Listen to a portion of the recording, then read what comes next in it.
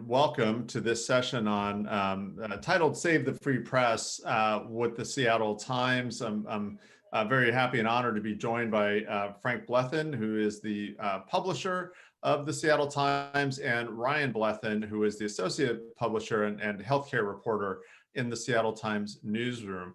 In today's session, we're going to be talking about the many forces at play right now affecting and impacting the vitality and sustainability of the critical institution of the local free press. And the Seattle Times has long been one of the lighthouse news organizations in the country. It's driven a number of innovations in the last 10 years that we'll talk about later in the discussion. But we wanted to start by first setting the landscape a bit for folks about what is happening right now in American journalism at the local level. And to give some insights about the world that many of you who are graduating and coming out of this great program will be experiencing.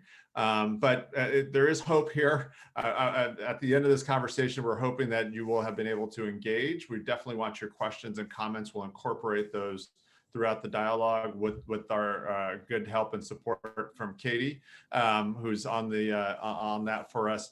But we're going to start with Frank. Like I mentioned, not just publisher, but the Blethen family has owned and supported this institution for over a century. We're going to hear about that. And probably nobody has better perspective on this, frankly, than Frank Blethen. So Frank, can you welcome, first of all, and share some insights and some perspective on what's happening in local journalism around this country right now? Well, thank you, Joaquin.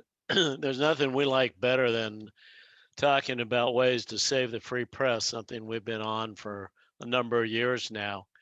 So to tell the story of the landscape, it's a bad news, good news story. So I'm going to start with the bad news first. Make no mistake that America's local free press system is on life support right now. Our once robust system of local newspapers has become very fragile. There have been tremendous loss in newsroom jobs. Since 2008 through 2019, we lost 51% of America's newsroom jobs, newspaper jobs, 34,000 jobs. We've also lost 2,100 newspapers, 250 of them dailies. For me, the worst is the ghost newspapers. In all three Pacific Northwest states now, Washington, Idaho, and Oregon, we are burdened with more than a majority of our daily newspapers being ghost newspapers. So what is a ghost newspaper? It's a newspaper which has been so severely disinvested in and the staff reduced to such a low level, there is virtually no real substantive local content in it. So why is the local free press system so important? You know, it's the backbone of our democracy. It's the foundation of healthy local communities and civically engaged citizens. It is always comes out as the most trusted and probably the only truly trusted news and information source around. It's the foundation, or once was the foundation, for national consensus. And local news, whether it's a small market or a large market, local newspaper produces more total news and content than all other media outlets in that marketplace. So why is the local system failing? Most people think it's failing because the business model is no longer working and ownership has done something wrong. Well, that's wrong. It's failing because we have failed to stay true to the founding fathers' vision of an egalitarian free press. We've allowed profit and greed to supersede great local journalism, wipe out local public service and community cohesion. There are four basic reasons for this failure. Now, the important thing is we can fix all of them. We just have to have the will. The first is consolidation and disinvestment. Local newspapers were never intended to be Wall Street piggy banks or operated by absentee strangers. Yet, we're in the 50 years of the final stages of a trend of absentee ownership obscene disinvestment and consolidation. About 20 years ago, we began to see these mercenaries who had acquired all our papers uh, accelerate their disinvestment until they really were putting all that money into unsustainable and unconscionable profits which could only be achieved on the backs of local journalism and local journalists, and a critical reduction in content, thus the ghost newspapers. The second reason is technological monopolization.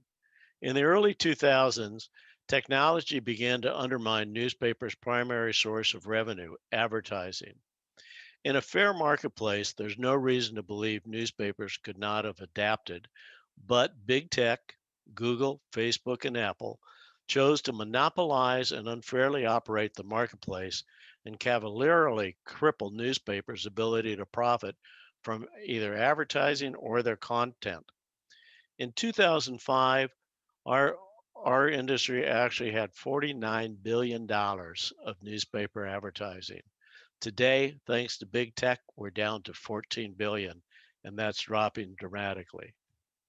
Third is the failure of Congress and regulatory agencies to serve and protect the public's free press. There are numerous examples of these failings. The FCC, the FTC, Justice Department.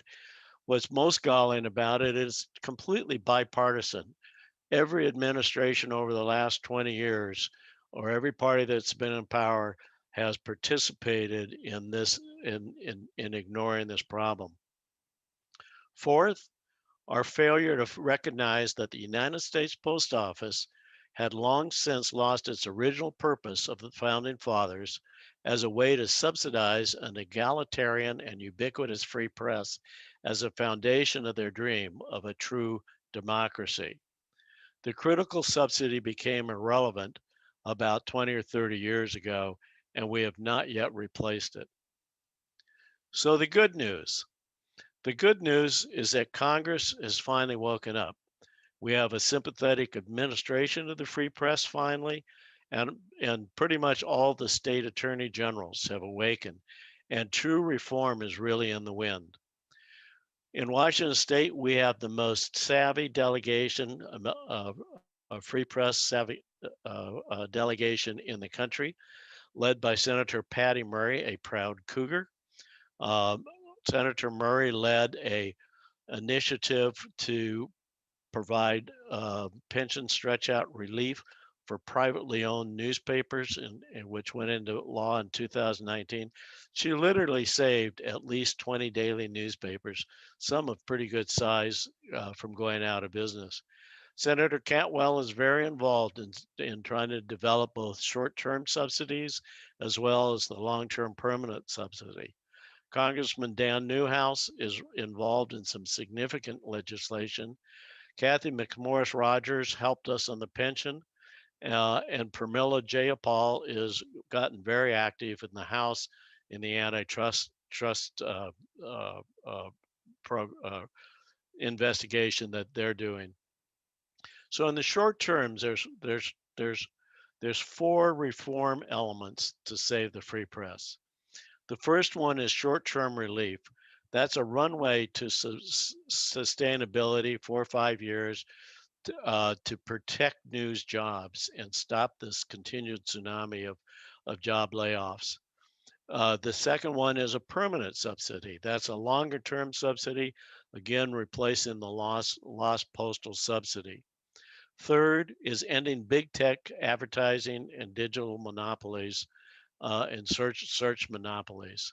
A lot in the news about that lately.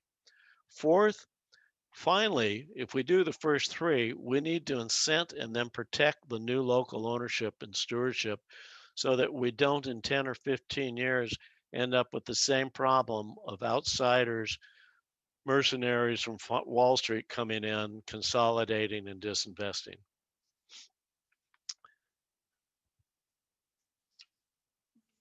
Joaquin, I'll turn it over to you now.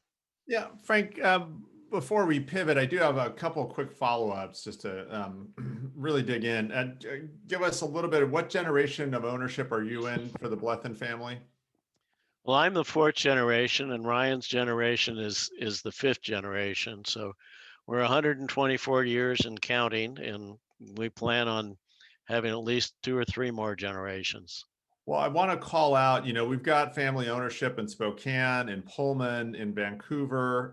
The Blethens also own the Yakima and Walla Walla paper. So Washington State still has family ownership that is local and accountable in their local communities. Why is that so important? Well, it's for the reasons I was talking above. Pretty much every paper you didn't just mention is now a ghost newspaper in Washington State. So what you have is you have people, they still trust it because it's local. They don't really realize that they're not getting any local news. So they're going to other sources, which primarily means, depending on your persuasion, Fox News or CNN or maybe PBS. So what you end up is people going to echo chambers that don't contain local news, and that's where we're really losing that citizen participation. Yeah, thank you, Frank. And we're going to come back to this. Before I go to Ryan, I do want to just also provide a little bit more perspective on the kinds of positive movements we've seen across the country, many of which have started in Seattle. So there's a number of newsrooms that we've actually provided direct coaching and support for to establish community funding as one of the models to bring partnership into local newsrooms. So at the Seattle Times, we have the Education Lab, which is going into its 8th year. It's foundation funded, but it's a team that's set up and dedicated to reporting on education and equity issues in education. It also has a big premise in terms of community engagement. There are now education labs that the Fresno Bee has launched, Dallas Morning News, and there's a number of projects inspired by it cropping up all over the country. So these new openings have really sort of shown the way to building a sustainable enterprise around local journalism when it is rooted in community service. A second feature I would call out is that the ability to advocate on these issues. Frank mentioned the incredible delegation we have in Washington that is bipartisan in its support of free press, not just policy, but really coming up with solutions that some of which are short-term, and then there's medium-term, and of course there's long-term. But it really is a public-private partnership. And in that work, we bring a number of community stakeholders into the process of actually developing the design for these initiatives. So we just recently taught a cohort through the local media association of 15 publishers, ranging from digital startups like Detour Detroit, all the way through larger newsrooms like the Atlanta Journal-Constitution, of how to apply this methodology in their community. So it's not just the advocacy, but there's actual innovation that is occurring. And Ryan, as I turn to you, I want to just highlight a couple of things. Of course, you're in the 5th generation and you serve as associate publisher. You're also an alum of Washington State. You're also the healthcare reporter in the Seattle Times newsroom. And I want to start with that job because I suspect we've got reporters who are in their careers, are going to enter into their careers coming out of WSU. Can you give us a little perspective of what it's been like to cover the community through the lens of healthcare during this pandemic? Give us a little color on that. Yeah, well, it's been a busy year to say the least. And I think if you take what my dad was just talking about, and I think this past year has been a great example of why ownership matters in newspapers. Oftentimes now local news can get lost in the wash of social media and cable news. But a lot of what you do see on those channels does bubble up from local reporting. And I'm assuming, it's hard, I can't see anybody here, but I'm assuming that, there are some reporter tracked students here watching this, and a lot of you will probably end up working at a local newspaper, like the Seattle Times or the Moscow Pullman Daily News or whatnot. And, I think you're lucky to have that opportunity, because being a local reporter, editor, photographer, graphic artist, news producer is extremely rewarding on the local level, because you actually see the impact of your work. And that has really been highlighted during the pandemic. I mean, as you all know, the first case of COVID was, in a Snohomish County man back on January 21st of 2020. And so me being the healthcare reporter, my editor said, hey, there's some press conference up in Shoreline, we're not quite sure what it's about, but, it's health related. So I was like, okay, I'll get up there. And, so they made this announcement and whatnot, and we've just been off and running since then. For the first about month, it was just me and my editor really focused on it. And then we had the first death in the country in a man from King County, and then the outbreak at the Life Care Center. It became clear that community spread was happening with this. And so instantly we went from one morning, me being the only healthcare reporter, to probably about 75% of the newsroom reporting on it. So it was, we shifted quick. We moved people over since the sports world basically shut down. We moved an assistant sports editor over to the Metro team to help out with editing. That the investigative team, has been doing a number of stories, looking at, testing, procurement of protective equipment and whatnot.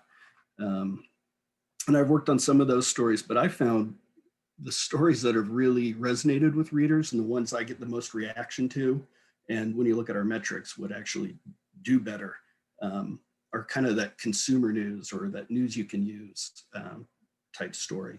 So early on, once, when testing was a real issue and people couldn't get tests, I worked with one of our graphic artists on a spreadsheet where we just, every day I was just trying to find places people were testing and populating that spreadsheet.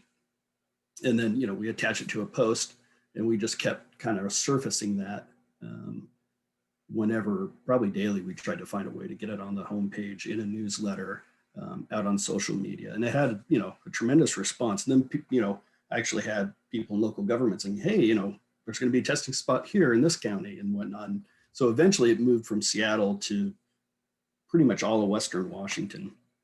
And, another example of a kind of that evergreen news you can use story that's been really popular are FAQ Fridays, which actually started in early February of 2020.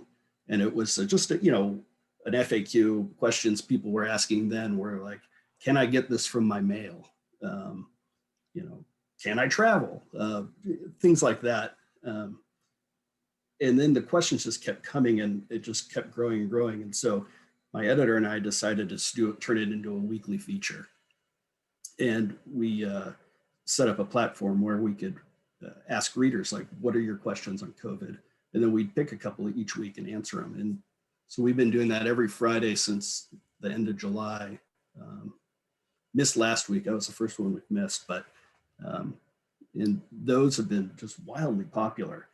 I've gotten more response to those stories than anything I've ever written in 20 years of journalism, which is kind of interesting. So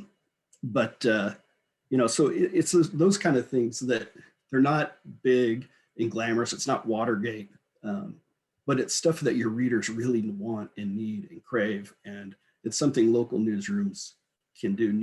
National outlets can't, drill down to that level and help folks in the community like we can. Brian, let me ask a question there, because it's an interesting reference, right? We think of Watergate as the holy grail of reporting in terms of the impact it had. But I'll quote another movie, Spotlight, right?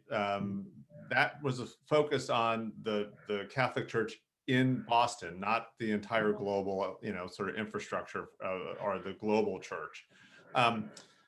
But you were in the room, you were the reporter in that first conversation. I mean, can you take us back to the first conversation you had with an editor about coronavirus and COVID?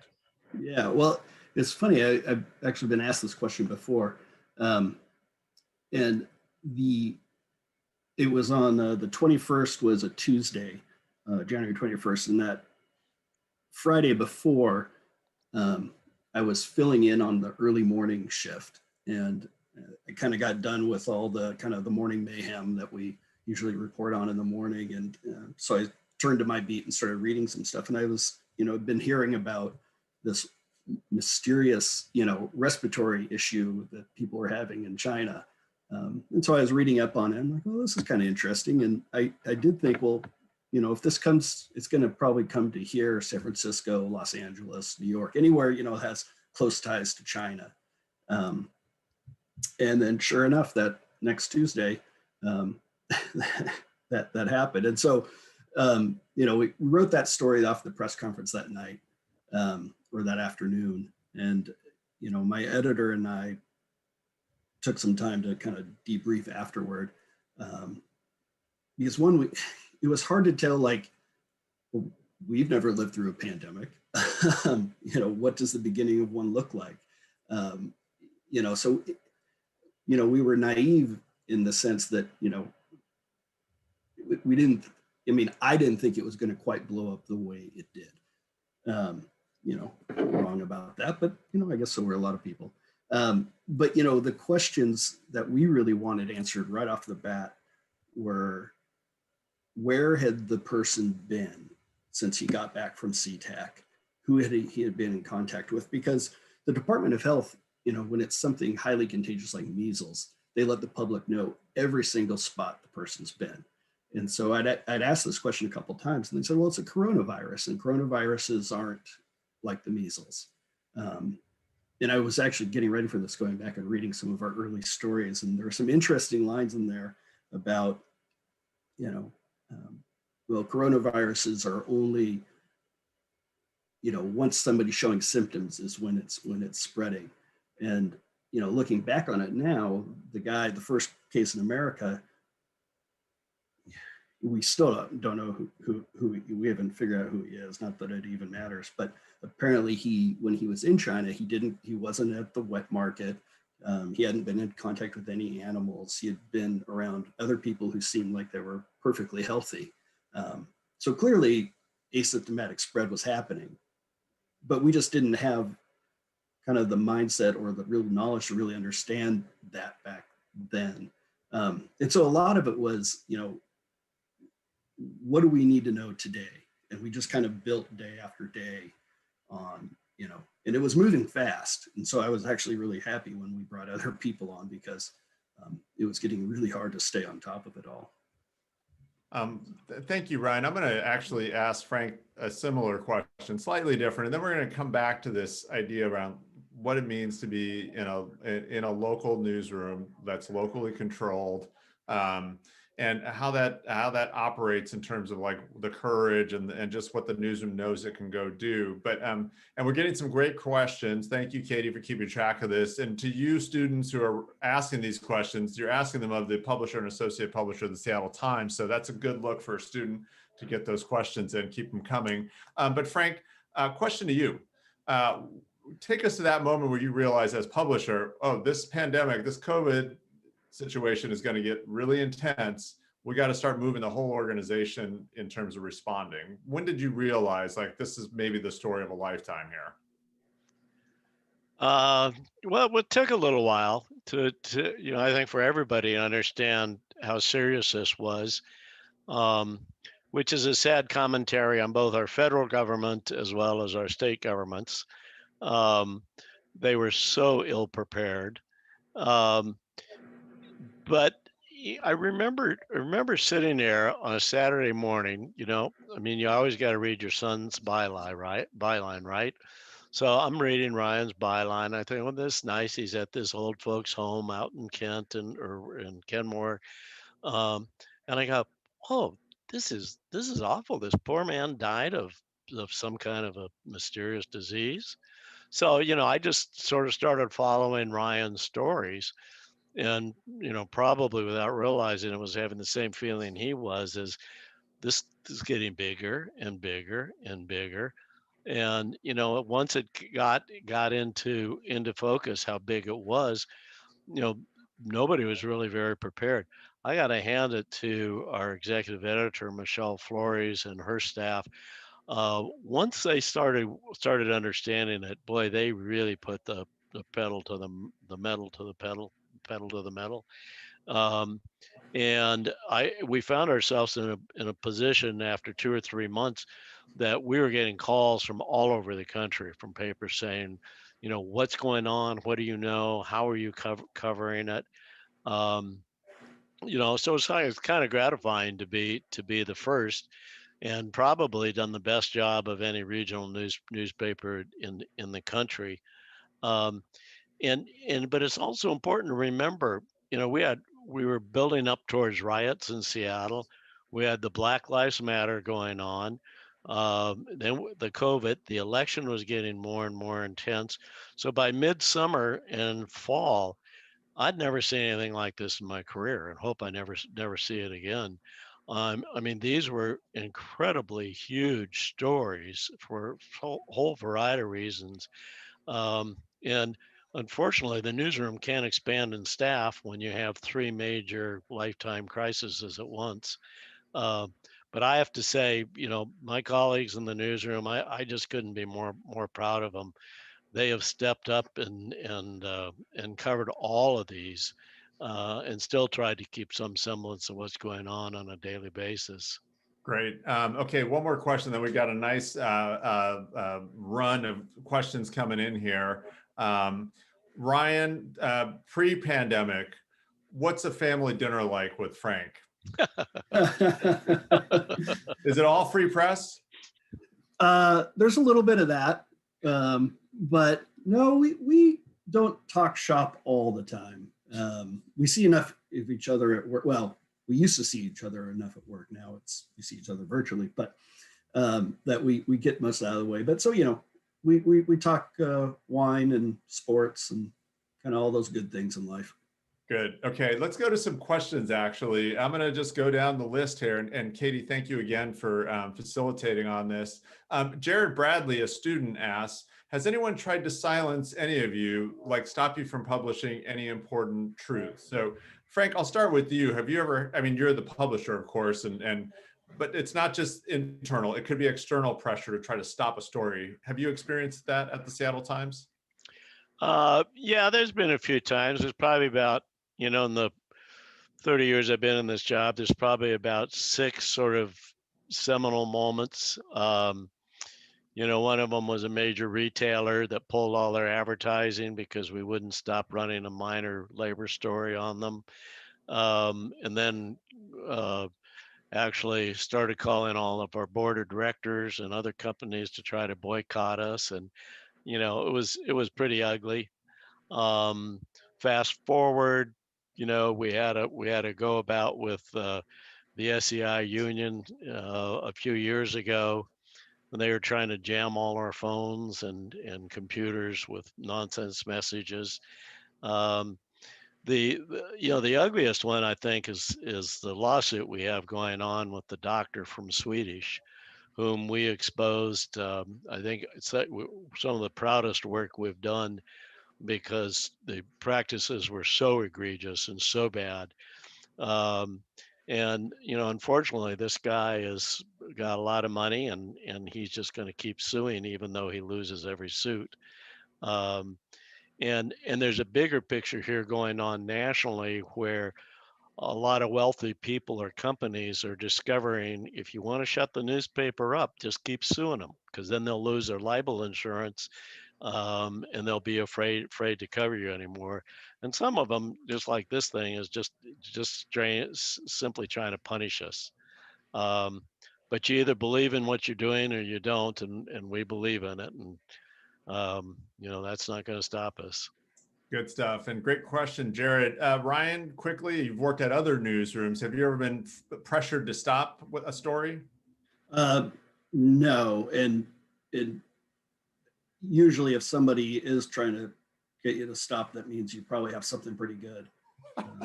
So it makes me want to dig a little bit more. Reporter's instincts on full display. Great question, Jared. And okay, let's go to Julie Popper's question. The spokesman recently decided to stop making political endorsements.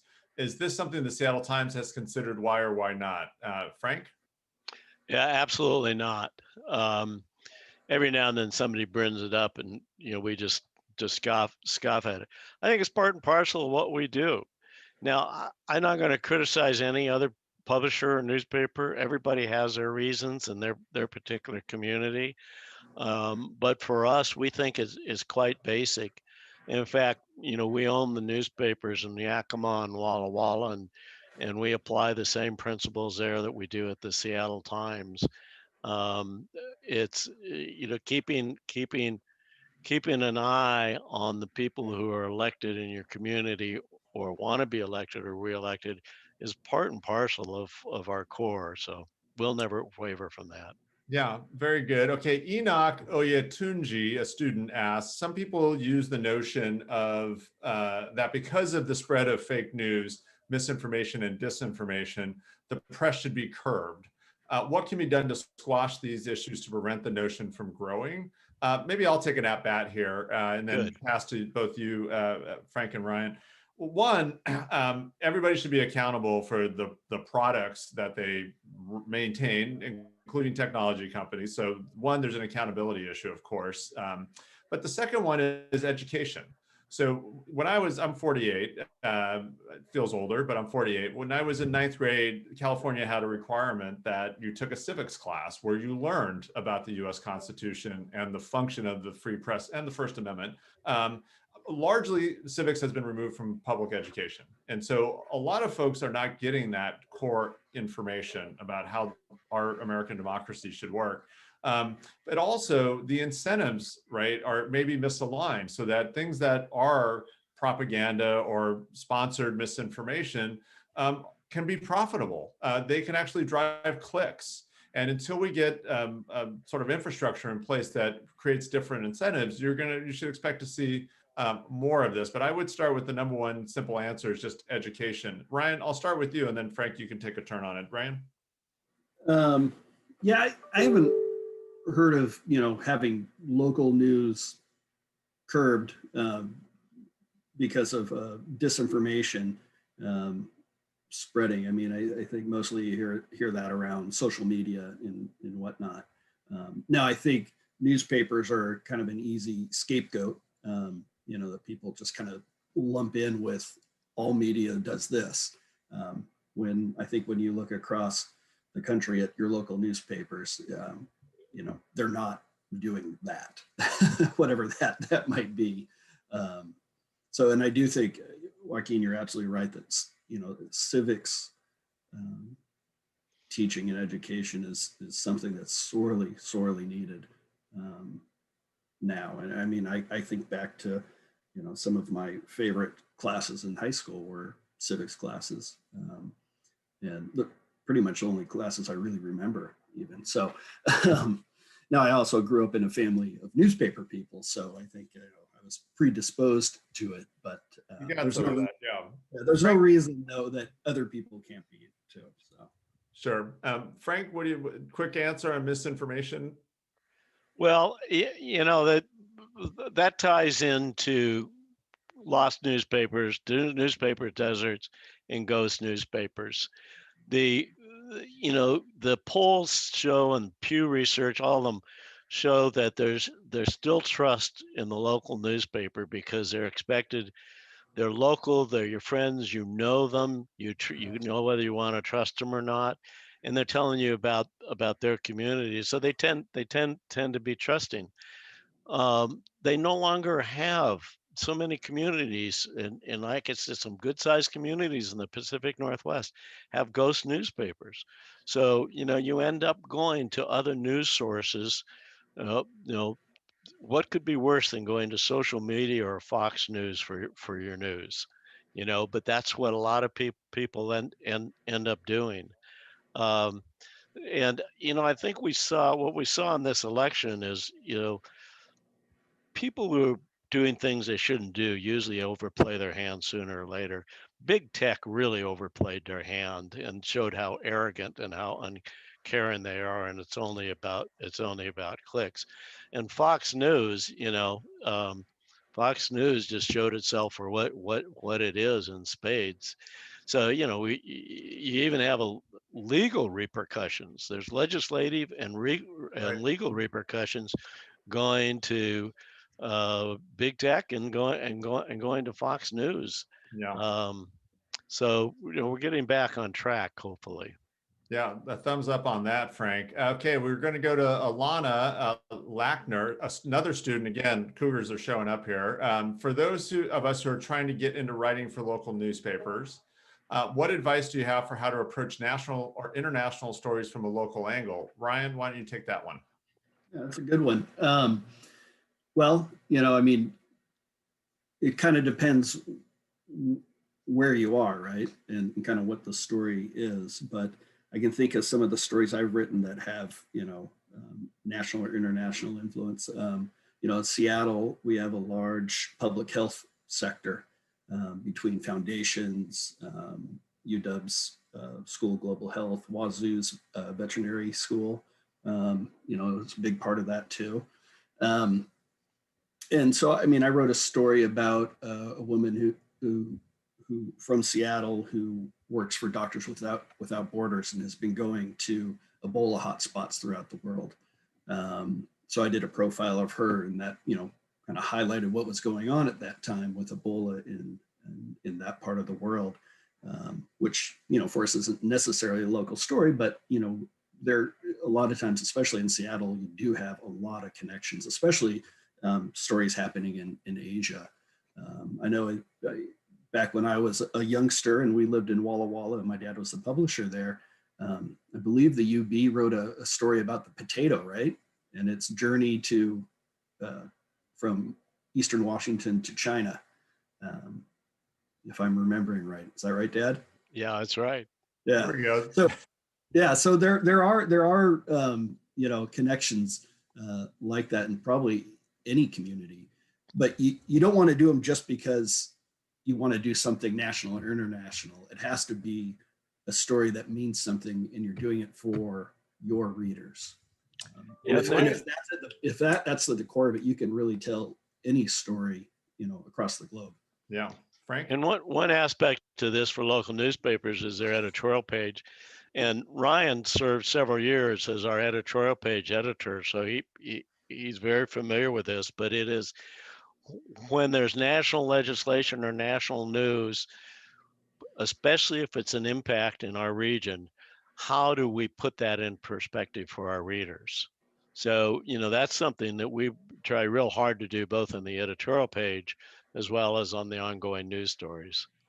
Yeah, and I will just say, Alana, that's a great question. When you're going out to interview, ask that question back to the person who's interviewing you, because it'll show a depth in terms of how you think about a story. And now you got the potato story to find from Walla Walla. So hit up Ryan afterwards. He'll give you the link for that. We're going to go to Kirsten Rosser. What advice do you have for students who want to speak up about certain topics, but are nervous to be silenced? So Ryan, why don't you take this as a reporter? You have to pitch stories to your editor, or maybe they are going to be really hard stories to cover. I'm thinking about even the Ed Murray investigation that the Times did. How do you navigate that and just also manage your own, sort of well-being in going after some of these tougher stories? Yeah. Well, hopefully you have an editor who is open to any kind of pitch you have. And even better if you have an editor who gets excited if it is a tough story to tell. I don't, journalism is not for the faint of heart for many reasons. But one of them is you're going to make people mad that you're going to make people mad in the community that you live in. And that's just part of it. Some people get past that and they're okay with it. And other people you might not hear from again. But, you know, and, you know, there could be for some certain stories, like we mentioned earlier, our Swedish coverage and the doctor, the spine surgeon there, you know, that clearly there is some risk with that because we've been in court with it.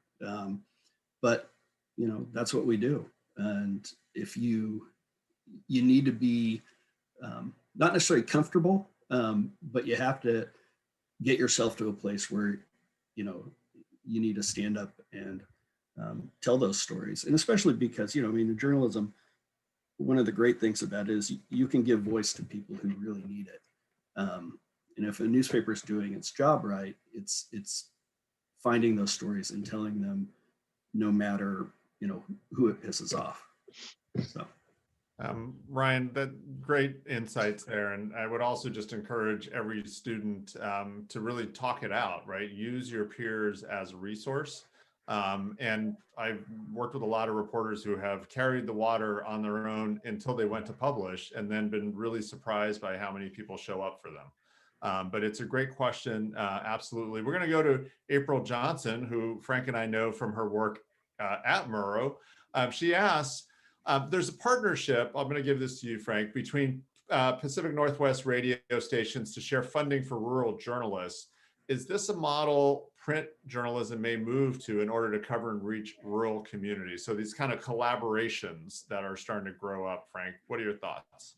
Well, yeah, I think it's a great question. I think, you know, I go back to, we've got to find some subsidies that are going to incent local ownership and local collaborations. If we're going to fill in the news deserts and, you know, rebuild the ghost newspapers. So, you know, definitely there'll be collaborations. You know, Joaquin and I have been involved in discussions around how do we incent new kinds of local ownership, you know, especially in these rural communities. You know, some of it involved discussions about them being all digital, and all digital runs into the problem of broadband and can you afford a laptop. So, you know, they're not easy problems to solve, but you would think if government and big business got motivated enough, we'd be able to solve them.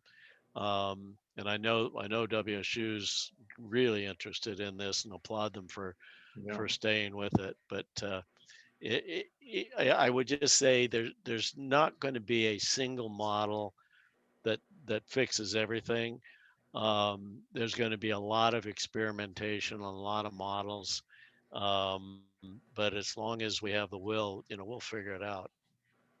I would just double click on all of that, Frank. And if anyone's interested in this work, what April's doing, Carrie Swanson, the whole WSU community is really out in front on this and is going to come up with some of those great solutions. So a lot of work to do there.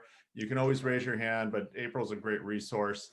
I'm going to go to Mitchell Marr, who asks, what advice would you give to those of us who are graduating, who are trying to work in journalism? Ryan, how do they get out there and get a job?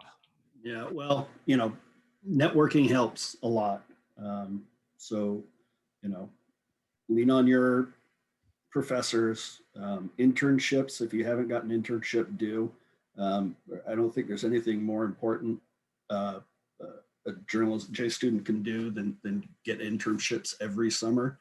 They matter, and you'll meet people at those papers who will help you. Maybe it might not be right away, but at some point. I mean, we have a ton of people in our newsroom who were interns at one time or another at the Seattle Times. So networking is important, and don't be afraid to take a job in a place you might not have thought you would ever work before. You know, if a job comes up in the Midwest, but you're a born and bred, you know, Washingtonian, but it's a good job, take it. You know, don't be too picky. I mean, obviously you have to have some standards, right? But you know, take those jobs, and they build on each other. And sometimes it's good to get out and see something different too. So. Great. I'm going to kind of skip around just to try to include as many voices as possible. We have great questions here, though. So we almost needed 2 hours. I know we can't get it, but Kim Gould asked, and if this is the Kim Gould who graduated from Garfield High School, I'm going to cite something that I think that Kim Gould wouldn't mind me sharing once I get to the answer. Question is, if we think of reading the paper as pull and social media transmitted news as push, what are some initiatives that will encourage citizens to pull their news? So Frank, I'll ask you to take a stab at this. Let me give 2 quick notes at the top. The Kim Gould I'm thinking of, if it's you, Kim, nice to have you with us. That Kim Gould actually paid for a subscription for the Garfield High School in Seattle, I think the library. And so the paper the Seattle Times was just there. And working with Tim Zimmerman, who was the journalism instructor at Garfield, they just sort of were interested, would kids pick it up and start reading it at the high school? And there was great stories that I heard about, kids engaging with it.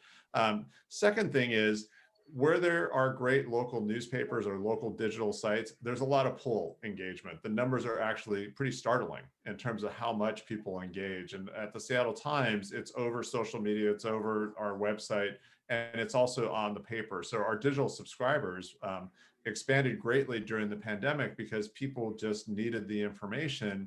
So we'd always had really strong growth, but it really was astronomical as we continued to rush to try to make the news available. But I know, Frank, community engagement's been really important as we've grown up our reporting labs like Project Homeless, Ed Lab, Traffic Lab, the Investigative Journalism Fund. What do you see as being key to having people want to consume and pull that information to them? Well, I think the biggest thing is recognizing that we once were a newspaper with a single delivery platform. Then we became a newspaper and a website, and now we're much more than that. In my last count, we have about 16 different ways we distribute our content. And the idea is, as we look at the different generations that we're dealing with, they consume information differently. So we want to be sure that we can get our content out there in multiple ways. We have a daily newsletter with what is it, 350,000 subscribers or something like that? Unbelievable. And a lot of people use multiple pieces of our product. Dave Boardman, our former editor, when we started looking at these, more platforms for delivery and more times for the information to get out there, he said, we've got to have that news out there every time, at the time and the place every reader wants it. So we kind of laughed at him when he brought that up. Well, that was the truest thing I've heard in years, and that's exactly what we're doing. Which reminds me, I want to pitch our free press newsletter. We have a free press editor. We're the only one in the country. He's very, very savvy on these issues, writing prolifically on them. Our newsletter is free. All you have to do is go to the website and sign up for it, and then get your friends and neighbors and classmates to sign up for it. The more people sign up for it, the better, because at least when it comes to this whole issue of what's going to happen with the free press, you're going to be getting a wealth of information. Great. Okay, we've gotten a couple of questions related to what is practically happening in the newsroom, Ryan. So I'll ask you from your perspective, like everyone's working from home. Like, what is the mechanics of just operating as a reporter in the time of COVID? And then what's your perspective, or what are you hearing about how and when you all will come back to the newsroom? And Frank, I'll ask you that too once Ryan gets his shot in here. Yeah, it's been interesting. Newsrooms are very collaborative places, and that's a real benefit to the work we do. So when we went remote, I was a bit worried that we'd lose some of that serendipity that happens when you're, passing somebody's desk and you hear them talking about something, and, then some magic happens, and next thing you know, you have a great story. And it's also, helpful to look over and see your editor and yell at them about, stories coming, or, come here, I have a question. But it's worked out okay. We were on Slack before, and we just kept that going. We found that video chats work fine. I think the downside of it is I feel like I'm on the clock all the time now, even though I'm not. I just kind of find myself drifting into my little room office here, and plucking away at things most of the night. So it's worked. And if you look at sports departments, I mean, I remember Steve Kelly was a columnist for us for years, and I think I saw him at his retirement party, and that was it. Looked nothing like his column picture, which must have been about 30 years old. But it wasn't foreign to newsrooms.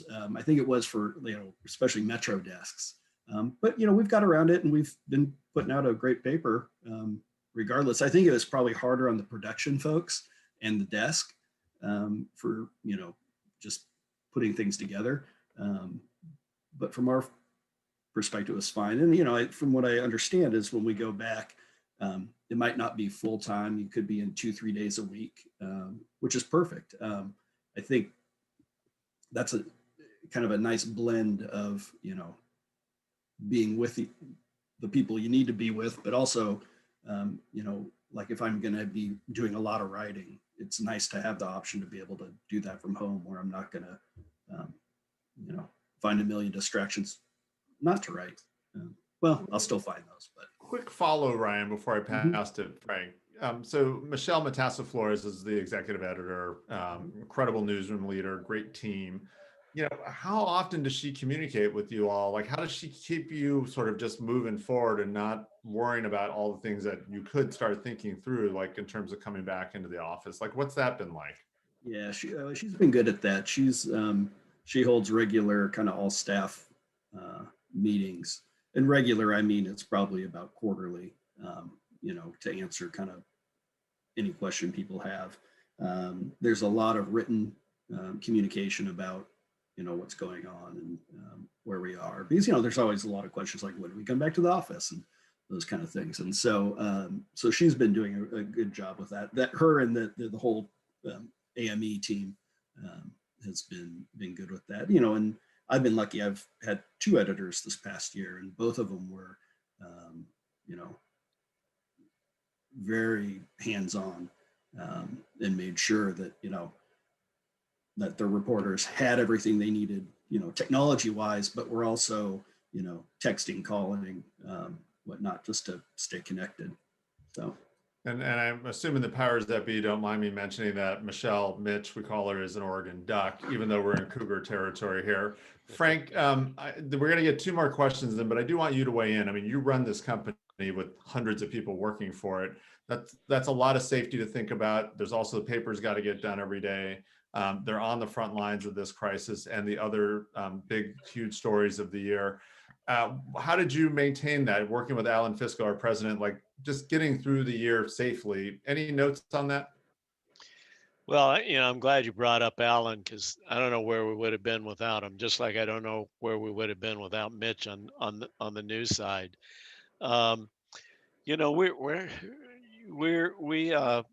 We attract really good people on the business side as well as on the news side. People tend to want to stay and work because of our family atmosphere. It's the work ethic is really, really good. As you know, Joaquin, you came in as an outsider not long ago.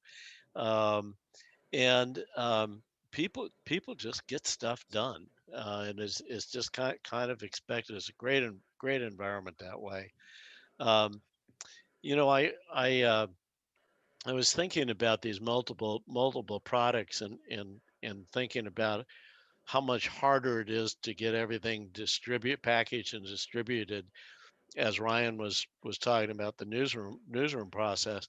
And I'm just amazed, from almost day one, that whether it was in the newspaper or digital, we didn't miss a beat in getting the content out. We had a couple of technological scares early on, but we got through them. And when I think of these products, we're just hiring a new midday editor and a new midday reporter.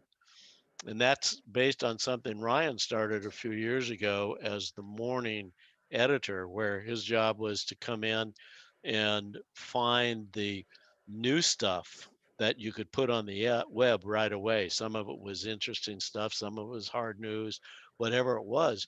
But we knew we had new kinds of audiences coming in at that hour.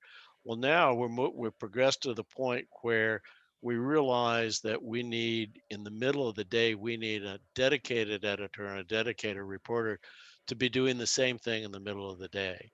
Um, so and it adds to the complexity of what we're doing, but somehow or another, it all works.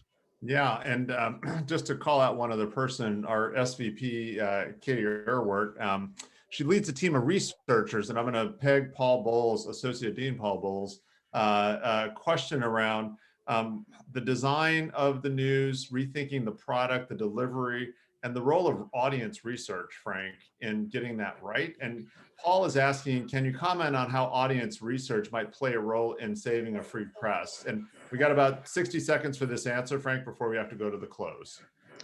I think it's extremely important, and particularly for the viability of any particular paper. We started a Transformation 2030 process 5 years ago, where we are tracking by 5-year increments the generations going from 2020 to 2030, and looking at what the differences of their information needs and how they access them. Um, so we think that that's been one of the tools we've used to be able to try to target, if you will, for generations in terms of content and delivery platform. Yeah, and Paul, a quick follow-up would be invite Katie to do a workshop or a keynote or something. She's just the best in the business, hands down. We're going to have to go to our close. Ryan, 60 seconds for you to just, again, we have a lot of students, and I'm sorry I didn't get to all the questions for you students who asked, but 60 seconds of real talk, like what encouragement would you offer them stepping out into the world of local journalism right now? Yeah, well, I mean, a lot of, you do hear a lot of negativity around, jobs in journalism and whatnot. It's not easy, but doesn't seem to be easy anywhere right now. I feel like the rest of the world has caught up to what newspapers have been dealing with for 20 years now. But it despite the long, tedious hours, the angry people, the payoff is you get to work with beautiful people, and you get to tell beautiful stories about a community you care about. And I can't think of doing anything better than that. So there are downsides, but I would say the upsides far outweigh the negative. Pretty good. And I'm hoping somebody's inviting you to teach a master class, Ryan, at WSU. Frank, call to action in our last 90 seconds here. Call to action is, I think it's incumbent on every one of us that cares about a democracy and cares about how the free press role in that is to get as educated as you can on free press issues, follow what our delegation's doing in other legislation, and sign up for the newsletter, get other people to sign up for it. It is, I'm the eternal optimist, and which I had to be after the last decade. And, I just believe that we finally hit the moment that we're going to see the free press come back. And it may look a little different, but I think we can recreate local stewardships across the country. And it may actually be a pretty good time to go out there and start looking for a journalism job. And I think Ryan hit the nail on the head. There's a gratification you get from this work that I don't know that you get anywhere else. Well, Frank, Ryan, many thanks to our our leader, Katie Duncan, on the Wheels of Steel with the questions. Many thanks to you. And the broadcast trained person in me will be happy to say we're delivering this panel back to you right on the broadcast clock at 3 o'clock. Thank you, everybody. Go Cougs.